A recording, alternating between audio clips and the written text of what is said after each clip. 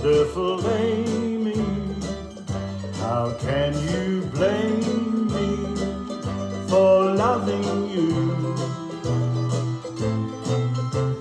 Since you won the praise of every nation, you have filled my heart with admiration. Oh, Amy, wonderful. Well, that Amy. wonderful tune to introduce this morning's Viral Times is in honour of someone very special. So do please hang around and have a listen in a little while to why we have chosen that tune today. But in the meantime, good morning and welcome to the Tuesday edition of the Viral Times. Now, you may not have realised, but we have now been bringing you this daily update for almost 12 weeks. 11 of them during lockdown and one in the week before that when churches had to cease public worship. It's been a very peculiar time, and here in the bunker we still find ourselves questioning the reality of the state we find ourselves in. Who would have imagined 6 months ago that we would have been in a situation where globally the everyday things in life have been put on hold? Everything from the way in which we shop, who is allowed into our homes, whether or not our children and grandchildren attend school, and whether or not we may enter our church buildings for prayer. These things were unthinkable, and yet they have now become a reality and actually a way of life. Very slowly though, times are changing, and hopefully we will all be able to find something positive that has come from this time. Perhaps we've learned a new skill, maybe a technological one, met a new neighbour, learned how to pray at home, or rekindled a love of knitting or baking, gardening, jigsaws or reading. It will be a long time before we return to anything approaching what we had before. This has been a challenging period of time, but let's try and find the small things that we are able to celebrate as we continue to work towards the new normal. Have a very lovely Tuesday. So, the questionnaire, the responses are coming in thick and fast, and it really is fantastic. But for those of you who have not yet had a chance to complete the questionnaire but would like to, the link is in today's Viral Times, so please do have a go at doing that, and if possible, please would you do that by Friday.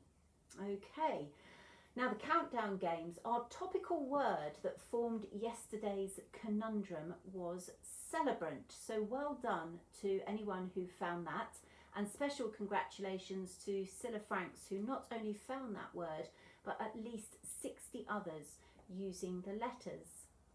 Neil and Keith have both solved the numbers problem, and you will find out how they did that in your email of the Viral Times, but it was a bit of a tricky one yesterday. So our challenge for today goes very much like this. The letters that you have are, if you've got your pen and paper ready, R, E, H, A, B, R, U, N, T. Okay, so those are your letters for today: R, E, H, A, B, R, U, N and T. And the numbers, they are 75, 25, 10, 9, 7 and 2, and the target is 835. So good luck to you as you try that today. Right, birthdays. You probably guessed we've got a birthday today. The bunting is out, and well it should be, because today we are thrilled and delighted to wish the wonderful Amy Hyde a very happy 96th birthday. Now, Amy is a regular at St Mildred's 9:30, and she still continues to knit fanatically every day. and she brings a smile to everyone's faces wherever she goes. Now I will just show you, because she's been knitting during lockdown, and she has made some wonderful items that we've been given here to distribute to people who may need them. So a lovely little blanket. Look at this little bobble hat. It's wonderful. And a matching jumper. I'll tell you what, there's going to be some incredibly smartly dressed youngsters in Tenterden over the coming month. Look, little scarf. Got a whole box of wonderful items here that she has knitted. Do you know that one might fit me? Oh no, not quite. But there they are, and that's all from Amy. So we send all our love and congratulations, Amy, from the Corona Bunker for all that you do, and wish you a very, very happy birthday. Now I'm going to put those well out of the way, because in honour of a 96th birthday, brought the best flowers in. Thank you once again to the Flower Fairies for those. They smell beautiful, but I think this bunch can be in honour of your birthday, Amy.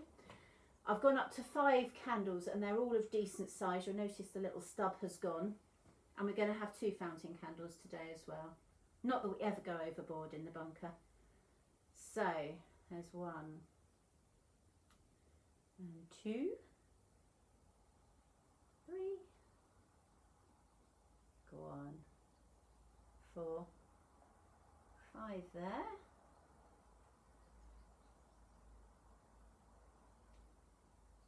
Come on. Whoa.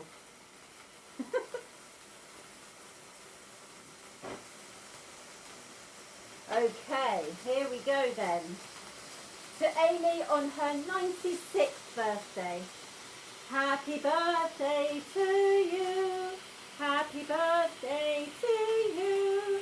Happy birthday, dear Amy. Happy birthday to you. And there they go. Sparkling and flaming all the way.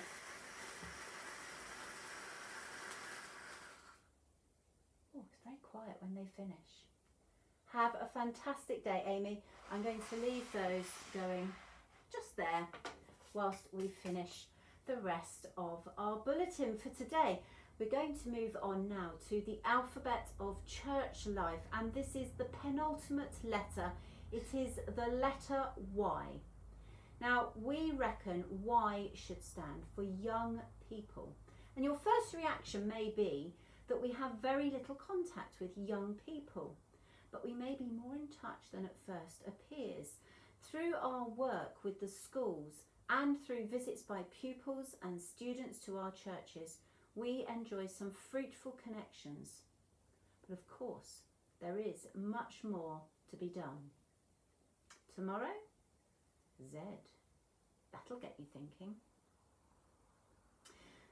Something that got Keith thinking was X yesterday. Yesterday's appearance of X on our journey through the alphabet prompted some thoughts in Keith Hammond's mind, and Keith got in touch to say that the New Testament has been translated from both Latin and Greek.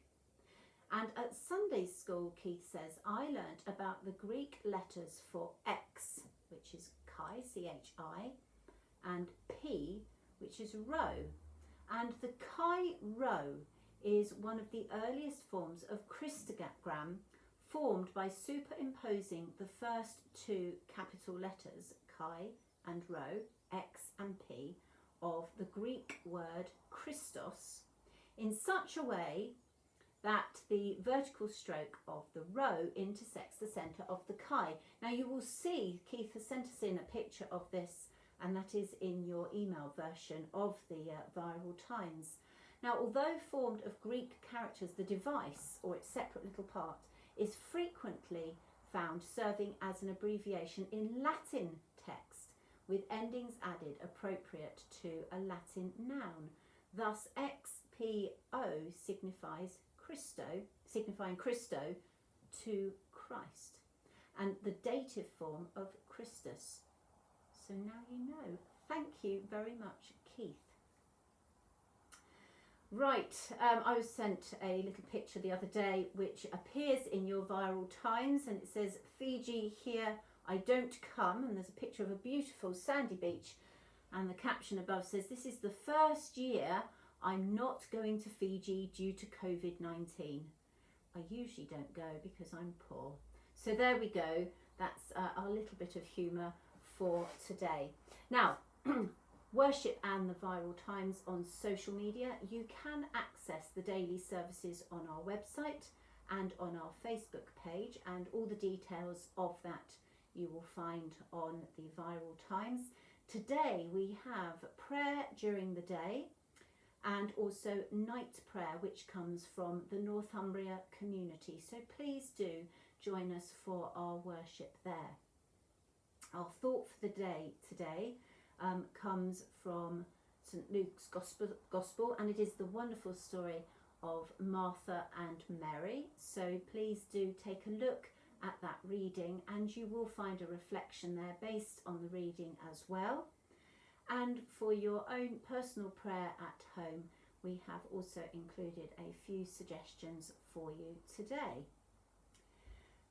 The contact points, as always, are featured in today's Viral Times should you need any help from Helping in Tenterden or Refuge or any of the usual crew.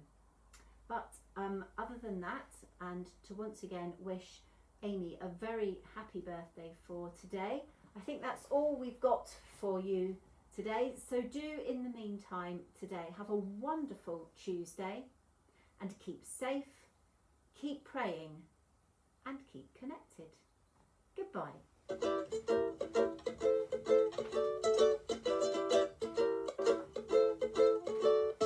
Amy, wonderful Amy, how can you blame me for loving you?